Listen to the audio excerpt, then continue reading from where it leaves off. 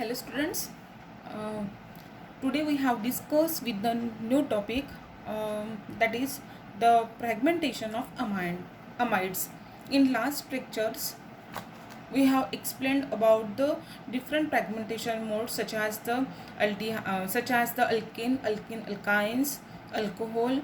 Now in this lecture today we have discussed about the fragmentation of the amides. So let's see the some important feature of the mass spectra of the aliphatic amides. Okay, so in this first, the molecular ion peak of straight chain monoamides is usually discernible. Means जो molecular ion peak जो रहता है straight chain of the मोनोअमाइड का वो discernible रहता है. मतलब जैसे पहले हमने कुछ स्पेक्ट्रा देखे हैं जिसमें हमें फॉर एग्जांपल ऐसे पिक्स मिलते थे जो रेगुलर पिक मिलते थे, but in case of the fragmentation in case of the mass spectra of the monoamides जो मॉलिक्यूलर आयन पिक रहता है वो डिसकर्निबल मिलता है. It is not regular. Okay, now the next point, that is the Maklaufetti rearrangement peak in amide is usually the base peak. So यहाँ पे क्या हो रहा है, हम क्या देख रहे हैं, फ्रैगमेंटेशन अमाइड देख रहे हैं. और अमाइड की फ्रैगमेंटेशन हम किस मेथड से कर रहे हैं, हम कर रहे हैं मैक्लाफर्टी रीअरेंजमेंट में. और मैक्लाफर्टी रीअरेंजमेंट में क्या होता है, there is the migration of gamma hydrogen atom by the cleavage of the beta bond. Okay, so और सेकंड थिंग इज़ दैट कि मैक्लाफर्टी रीअरेंज में हमें जो मिलता है मॉलिक्यूलर आयन वो कैसे रहता है, which having the positive charge, which having the even Ambazet value. Okay, so in case of the fragmentation of the amides, the Maklaufetti ion rearrangement peak in the amide is usually base peak. मतलब Maklaufetti rearrangement में जो peak बनता है वो peak ही क्या होता है, base peak होता है. मतलब उसका रिलेटिव अबेंडेंस जो रहता है वो कितना रहता है, 100% रहता है.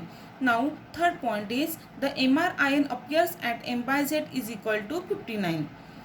एमआर आयन जो रहता है वो in case of the primary amount gives a strong peak at the 44 due to the H2NC triple bond O cations. Okay, the MR ion appears at Ambazet is equal to 59. यहाँ पे जो MR ion बनता है वो किस में बनता है, in case of the primary alcohol primary amides 59 पे बनेगा. ठीक है, and the primary amides gives the strong peak at the m by z is equal to 44. और प्राइमरी अमाइड जो रहेगा वो strong peak m by z is equal to 44 जो मिलेगा वो काय में मिलेगा, वो किसकी वजह से मिलेगा, वो मिलेगा H2NC ट्रिपल बॉन्ड O की वजह से जो मिलेगा हमें 44 m by z volume in the primary amides. किसमें, प्राइमरी अमाइड्स में मिलेगा. Now next point is the moderate peak at Ambazet is equal to 86 result from the alpha delta carbon cleavage possibly accompanied by the cyclization.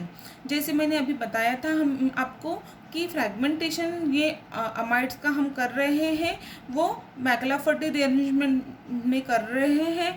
तो उसमें जो हमें MR ion मिलेगा, ठीक है, एक पीक मिलेगा, that is the m by z is equal to 86 मिलेगा.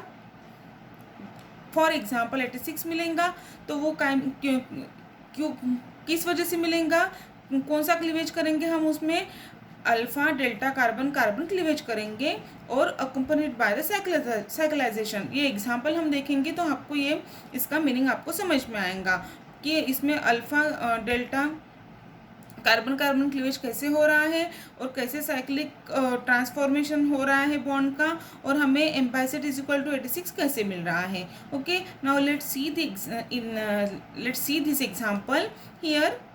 CH2 जैसे हम लिखते हैं, C लिखते हैं, C डबल बॉन्ड लिखते हैं, फिर यहाँ पे हम लिखते थे CH2, यहाँ पे लिखते थे हम CH2, यहाँ पे CH3 रहता था, फिर हम यहाँ के क्या करते थे, हम CH3 का CH2 यहाँ पे एक H लेते जाते थे और यहाँ पे एयर, लेकिन इन्होंने इस टाइप में लिखा है जैसे C double bond O NH2, यहाँ पे CH2 CH2 CH2, okay, and bond R, okay.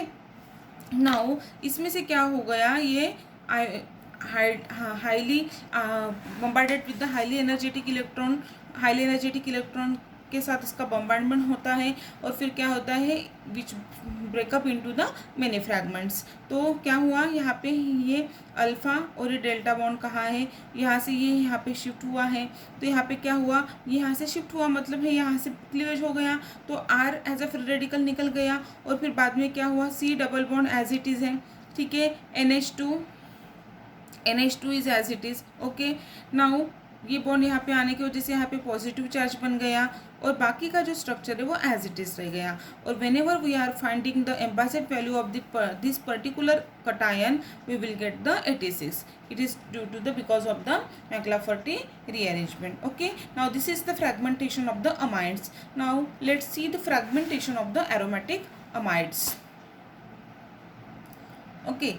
देखो, in aromatic amides the parents or a molecular ion peak is relatively intense.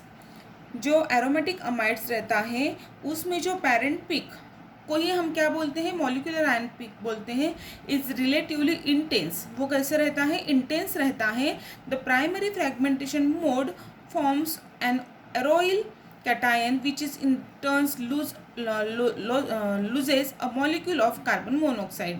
मतलब क्या होता है, इस फ्रैगमेंटेशन में एरिल कैटायन जो रहता है which in turn loses a molecule of the carbon monoxide, वो कार्बन मोनोक्साइड मॉलिक्यूल लॉस करता है। वो कैसे करता है हम इस एग्जाम्पल में देखेंगे।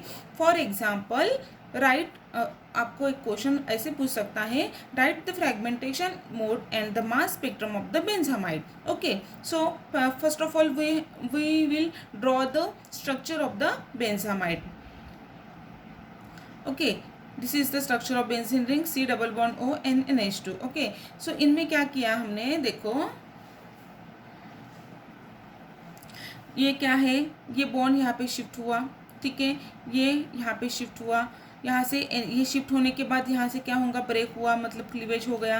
दैट मीन्स यहाँ से क्या निकला, NH2 निकला, ठीक है। फिर क्या मिला हमें, benzene ring as it is मिली। यहाँ पे C है, फिर C है डबल बॉन्ड, और ये बॉन्ड क्या हुआ, ये एक रेडिकल यहाँ पे शिफ्ट हुआ, मतलब यहाँ पे ट्रिपल बॉन्ड हो गया। ओके, यहाँ तक आपको समझ में आया। उसके पहले आप कभी भी ये स्ट्रक्चर है उसका एम्बाइसेट वैल्यू फाइंड आउट करो, ठीक है।